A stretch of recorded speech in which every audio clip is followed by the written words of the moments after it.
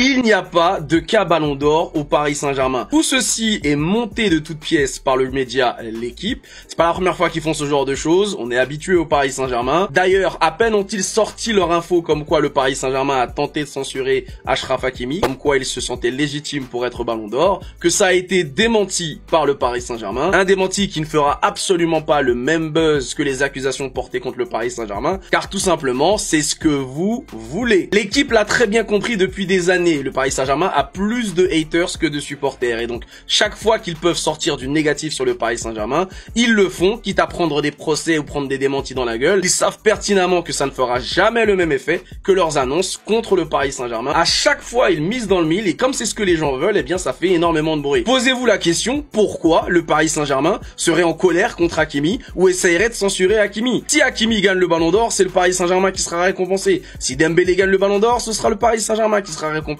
Donc il y a absolument aucun intérêt pour le Paris Saint-Germain de vouloir censurer son joueur ou de vouloir empêcher son joueur de se prétendre légitime pour le Ballon d'Or. La question que vous devez vous poser, c'est qui ça arrange et à qui ça profite qu'il y aurait des problèmes au Paris Saint-Germain. Ça profite évidemment aux concurrents du Paris Saint-Germain pour ce trophée, mais ça profite surtout à l'équipe qui peut faire ses choux gras sur le Paris Saint-Germain. Il n'attendait que ça, et vu qu'il n'y avait pas de polémique au Paris Saint-Germain, eh ben il fallait bien en créer une. À quelques jours de voir le PSG affronter Tottenham en finale de la Super Coupe d'Europe, pour nous, c'est absolument pas une surprise. Plus on va avancer vers la date du Ballon d'Or, plus ils vont sortir ce genre de conneries. Il n'y a pas d'embrouille entre Ousmane Dembélé et Achraf Hakimi, il n'y a pas de jalousie entre les deux, il n'y a pas d'affaire Ballon d'Or au Paris Saint-Germain. Le PSG est concentré sur son début de saison et sur la finale qui va être jouée contre Tottenham mercredi. Et ça, en vérité, tout le monde s'en fout. Et c'est pas uniquement parce que le PSG a gagné la Ligue des Champions. C'était déjà le cas avant, ça se poursuit simplement aujourd'hui. Les gens ont le seum contre ce club, et toute rumeur négative contre ce club fera toujours plus de bruit que tout ce qu'on pourra sortir de positif. Je sais pas vous, mais personnellement, moi je m'y attendais. João Neves sera finalement suspendu pour la Super Coupe de l'UEFA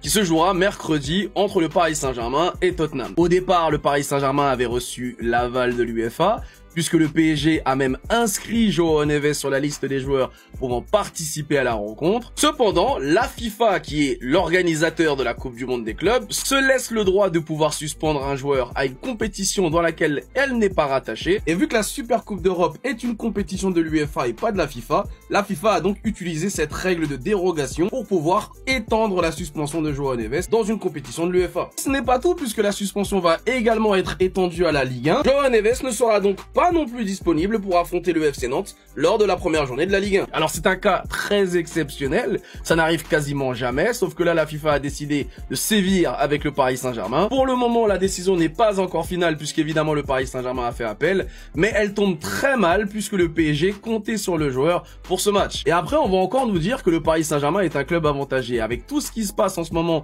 que ce soit avec les médias qui s'acharnent sur le PSG ou la FIFA qui décide de faire une dérogation de sa règle pour tout simplement suspendre un joueur du PSG, on va encore nous dire que le PSG est un club avantagé, vraiment? Et vous êtes choqué pourquoi exactement? Non, je suis pas en train de vous parler de DNA, mais du fait que Donnarumma n'ait pas été retenu par Luis Enrique dans le groupe qui va affronter Tottenham ce mercredi lors de la finale de la Super Coupe d'Europe. Je sais que l'équipe, encore et toujours eux, ont expliqué ces derniers jours que le Paris Saint-Germain réfléchissait à une concurrence entre Lucas et Donnarumma, une sorte de concurrence où Luis Enrique ferait jouer le meilleur des deux, sauf que moi, je vous l'ai dit depuis le départ, Luis Enrique, dès qu'il aura le gardien qui lui permettra de mettre Donnarumma au placard, il ne reviendra pas en arrière parce qu'il n'a jamais apprécié le gardien italien. On parle pas de l'homme, parce que vous aussi, quand on vous dit qu'on n'apprécie pas un joueur, vous pensez qu'on a une haine contre lui, vous pensez qu'on déteste le joueur, alors qu'il ne s'agit pas de l'être humain, il ne s'agit pas de l'homme, de la personne qu'est Gianluigi Donnarumma, mais du joueur, le style de joueur qu'il est. Luis Enrique n'a jamais été fan, il ne s'en est jamais caché, et à partir du moment où il allait trouver le gardien qui allait cocher toutes les cases qu'il veut pour son gardien, eh ben Donnarumma c'est ciao. Alors certains vont dire qu'il est ingrat, alors que Donnarumma n'a jamais été aussi fort de toute sa carrière que sous Luis Enrique. Encore une fois, on se demande si c'est du hasard. Et aujourd'hui, maintenant que Lucas Chevalier a signé, plus de retour en arrière possible, le Paris Saint-Germain va faire partir Donnarumma, et ça commence dès maintenant en ne le prenant pas dans le groupe qui va affronter Tottenham. Ah, est-ce que vous avez vu ce qui se passe? Là, c'est injuste. Là, je suis pas d'accord. Pas malade. Il est pas blessé. Donnarumma n'est pas dans le groupe du PSG pour affronter Tottenham en Super Coupe d'Europe. Ils l'ont écarté du groupe. Il se déplace avec 3 gardiens. Chevalier extra titulaire, Safonov et Marine. Pourquoi on fait ça? Au nom de Dieu, les gars, c'est de l'injustice. Il y a eu le meilleur gardien du monde pendant 6 mois qui nous a apporté la Ligue des Champions. Et maintenant, c'est fini, on le tège. Ce qui nous a apporté les 6 derniers mois, la merde, les gars, c'est du non-respect. Hein. Pas de temps d'adaptation pour Lucas Chevalier qui sera titulaire après-demain contre Tottenham en Super Coupe. Prendront l'avion demain dans la journée, entraînement prévu à 19h, conférence de presse avec Luis Enrique à 20h15. Peut-être le 11 titulaire qu'on verra face à Tottenham. Chevalier, Achraf Hakimi, Marquinhos capitaine, Pacho, Mendes et Emery à la place de João Neves qui a été suspendu pour avoir arraché la tignasse de la pétasse de Cucurella, suspendu en Ligue 1 et en Super Coupe d'Europe. Ça n'a rien à voir avec la Coupe du Monde des clubs, mais c'est le PSG, c'est comme ça. Vitinha, Ruiz, Désiré Doué, Dembélé et Kvaratskhelia. Ceux qui vont demander pour Zabareni, il arrive quand? Je n'en sais rien. Il faut voir ça avec Campos, pas avec moi. Je sais pas ce que vous en pensez pour Donnarumma, mais personnellement, pour moi, je trouve ça injuste et c'est un manque de respect. Le monde du football part en couille. Neymar bat un record personnel. En effet, depuis 2022, le Brésilien n'avait plus enchaîné 6 matchs avec au moins 90 minutes jouées chacun. Avec le match qu'il a effectué hier soir, c'est désormais le cas. Jack Grealish va signer à Everton. Manchester City s'est mis d'accord avec le club de Liverpool pour un prêt payant avec une option d'achat à 58 millions d'euros. Pour rappel, Manchester City avait dû débourser 120 millions d'euros pour l'arracher du côté d'Aston Villa. Crystal Palace perd son appel devant le tribunal des sports. L'UEFA a décidé que Nottingham Forest remplacera les Eagles en Europa League. L'OL jouera bien l'Europa League la saison prochaine. Quant à Crystal Palace, ils sont relégués en Conference League. Pour rappel, 2 clubs qui ont le même propriétaire ne peuvent pas jouer dans la même compétition européenne. Alors que beaucoup de supporters sur les réseaux sociaux nous expliquaient qu'il était plus fort qu'Ousmane Dembélé, Savinho va signer à Tottenham. Le Brésilien va quitter Manchester City cet été. Il va rejoindre les Spurs pour une somme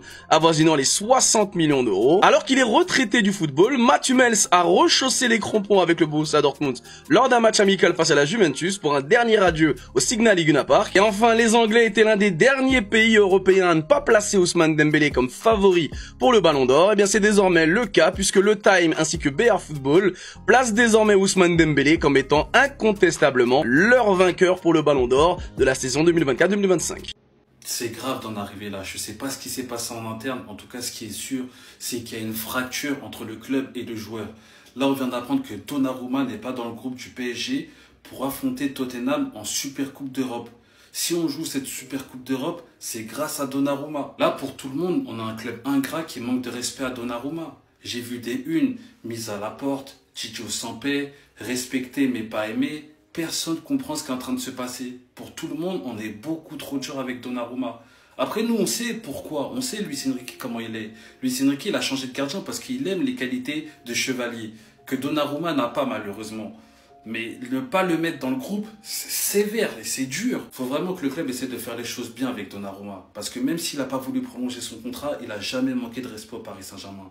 Maintenant, mon avis, c'est que si le club fait ça, c'est que Donnarumma, il a brandi la menace d'aller au bout de son contrat. Et ça, le Paris Saint-Germain, avec les histoires de Kylian, tout ça qui est parti libre, ça n'a pas plu du tout. J'ai rarement été autant hypé par une saison de Ligue 1 que celle qui va arriver. Tout est réuni pour qu'on passe la saison du siècle. On va se régaler, ça c'est sûr certain. Je vais regarder chaque match, même des Nantes-Brest, je vais les regarder. On commence déjà avec le PSG, ça va être l'équipe à battre. C'était l'une des meilleures équipes la saison dernière, ils ont remporté la Ligue des Champions. Ils se renforcent, avec Chevalier notamment. Donc hâte de voir s'ils vont confirmer ou si au contraire ils vont avoir un moment de down. Hypé bien entendu aussi par l'Olympique de Marseille, on le voit avec un très beau mercato. Greenwood aussi qui revient en pétard, qui a marqué à tous les matchs de préparation. À côté de ça, t'as une série de documentaires qui est sortie sur le YouTube de l'OM pour retracer la saison dernière, avec des insides et des anecdotes, et on voit qu'à chaque fois De Zerbi se projette pour l'année d'après. Donc j'ai hâte de voir ce qu'il va réaliser cette saison. Hypé également du mercato de Monaco qui réalise 3 paris osés. Paul Pogba, Eric Dyer, Ansu Fati, 3 joueurs sur lesquels Monaco a décidé de miser mais qui a aucune certitude. J'ai hâte de voir Paul Pogba à nouveau sur les terrains. En parlant de Paul Pogba, il y a 2 autres champions du monde qui l'ont suivi et je suis hypé aussi pour voir Olivier Giroud avec Lille et Florian Thauvin avec Lens. On l'a vu sur son premier match, c'est déjà une passe D. À côté de ça, tu as Strasbourg qui réalise un mercato plus qu'ambitieux aussi en faisant venir une dizaine de joueurs à haut prix. Ils ont décidé de casser la tirelire et j'ai hâte de voir ce que ça va donner. Est-ce qu'ils vont confirmer par rapport à la saison dernière? T'as aussi le Paris FC qui sort les gros moyens, qui a fait venir Moses Simon, Otavio et j'en passe, et qui est sur le point de casser la tirelire pour faire venir un gros attaquant. On l'a vu, ils se sont positionnés sur Match Sablin et ils sont prêts à envoyer 25 millions d'euros. En cas d'échec, c'est Lucas Tassin qui pourrait être une piste concrète. Je suis hypé aussi parce qu'on va pouvoir regarder tout ça à bas prix. Qui a dit que ce championnat était la Ligue des fermiers? Vous êtes des fous quoi, c'est le meilleur championnat du monde. Luis Enrique et le PSG ont décidé d'écarter Donnarumma pour de bon. Alors il sera ni numéro 1, ni numéro 2, ni numéro 3 cette saison. Et moi je trouve que c'est un manque de respect pour lui. Parce que ce grand monsieur, s'il n'est pas là cette saison, le PSG ne gagne pas la Ligue des Champions. Rappelez-vous à Liverpool, la masterclass qui nous sort. Rappelez-vous contre Aston Villa en quart, la masterclass qui nous sort. Encore une fois de plus, sur le coup, là, je comprends pas. Alors, j'ai toujours dit ce que je pensais sur le PSG, sur cette équipe du PSG qui est pour moi la meilleure équipe du monde. Mais là, je comprends pas. Alors, supporters parisiens, vous dites-moi ce que vous en pensez.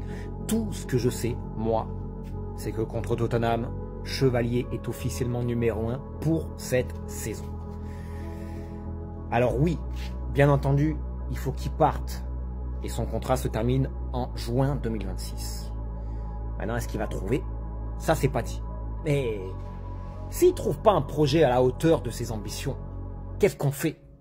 Eh ben, il va rester numéro 4, numéro 5, et il restera toute la saison sur le banc. Et je trouve que, moi, je trouve que c'est triste que ça se finisse ainsi. Les Parisiens, vous avez honte de rien. Vous demandez au club de mieux travailler alors que vous vous permettez de faire ça. Le PSG a acheté Kolo Muani 100 millions, ils vont le revendre 30 millions. Ils ont perdu 70 millions dans l'histoire et ça leur effleure même pas l'oreille.